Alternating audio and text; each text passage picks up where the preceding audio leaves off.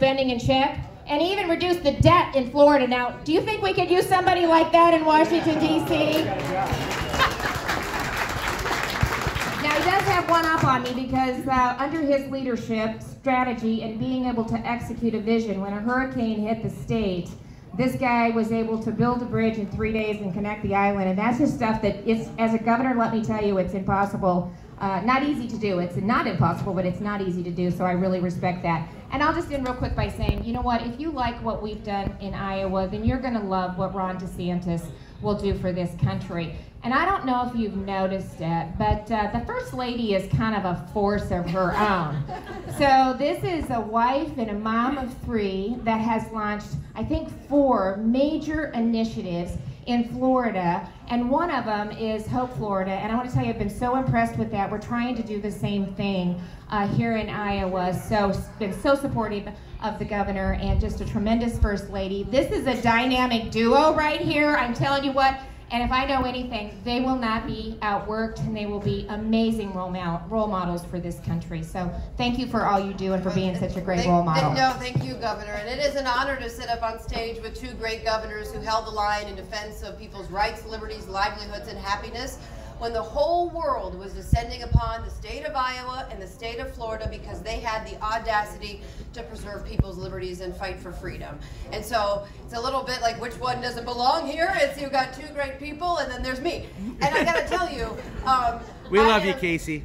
Bless your heart. You know, I'm also excited to talk to somebody older than 6. I'm not going to lie. Talking to adults is quite therapeutic because we have our 6, 5, and 3-year-old who are out on the road with us, which is so much fun because, you know, they grow up so quick. And so any opportunity we have to bring them on the bus and travel around Iowa and the United States of America to teach them about our republic, what we're fighting for, what we're fighting to preserve, our God-given rights, I think it's really important.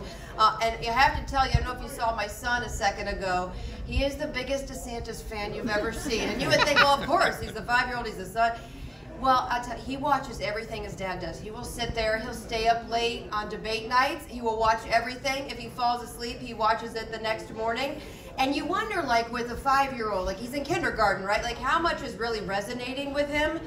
He woke up one morning, it was the night after the debate, I'm walking down the hallway, he stops and he looks at me and he goes, "Mama?" I'm like, "Yeah, buddy."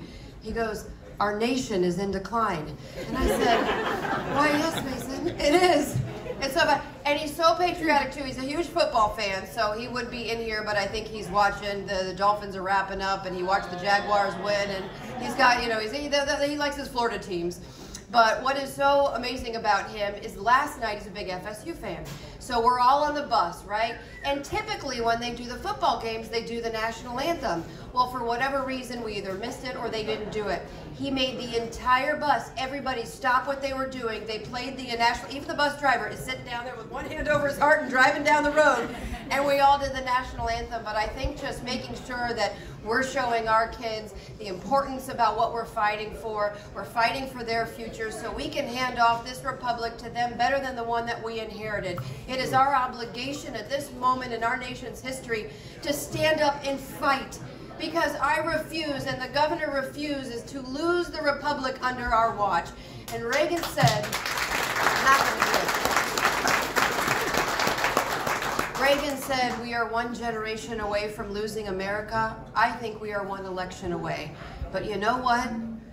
I have so much hope when I travel the state of Iowa because I know that freedom lives here, that you all are going to change the trajectory of this nation and put us back on the path to greatness. And I can tell you this, you have no bigger fighter than the 2 people sitting to my left.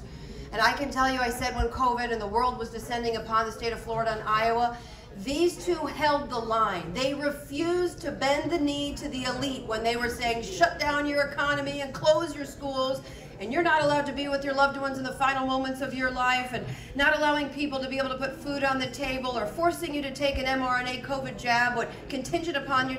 They held a line and said, no, not on my watch. And they did it when there was so much opposition and people coming after them, and they weren't looking at the fact But I say this because when you get this guy up to Washington, D.C., and the swamp is coming after him, and the elites are coming after him, and some Republicans are coming after him, and the corporate media, and the left, I can tell you this, he will hold the line for you because you are his sole priority to ensure that we save this country. So God bless you, and thank you for being here, and I'm so proud. And I also say this, because I can go on forever. I got so much to say. And like I said, it's so therapeutic to talk to somebody older than 6, I'm not going to lie to you. So usually we're talking about things in a hamster wheel, about don't hit your brother and don't let, sister. But people say, why do you do this? Why are you out here? Why do you put yourself in front of the media when they're going to hit you? And by the way, they're calling me Walmart Melania, which I think is awesome. Because what if I'm in the same sentence as Melania? That's a total score for me. That's a victory. She's gorgeous, right? So I'll take that. And yes, guilty as charged. I shop at Walmart. Thank you, Bidenomics. Okay, everything is so darned expensive, and my children grow up so fast that I need $2 t-shirts, okay?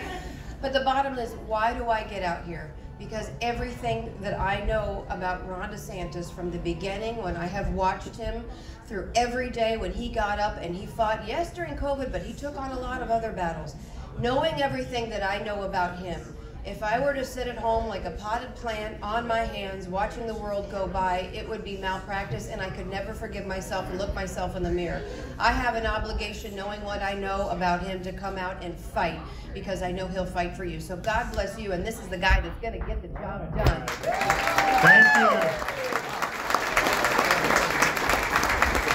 You have to follow that, man. I know. It's funny, when the first time I ever ran for office, I had a bunch of my buddies. This was like probably 2012. Yeah. So we did this. So I had a bunch of friends that were, helping me, and you gotta get volunteers, raise money, whatever. So they were doing this fundraiser for me, and we were all sitting around the table, and they basically are like, okay, Casey, why don't you introduce your husband and all this other stuff? And so she did, but before she turned it over to me, she proceeded to give my exact stump speech. It was excellent. It was a lot better than I give it too. I did. And then turned it over to me. And so rather than just repeat it, I just said what she said. Let's go ahead and go on. But no, she's been a great First Lady of Florida. And you saw our 3 kids come out here for a cameo, ages 6, 5, and 3. Just be rest assured, when we're in the White House, the only thing our kids are going to be bringing back is homework, not cocaine. So don't worry about any of that.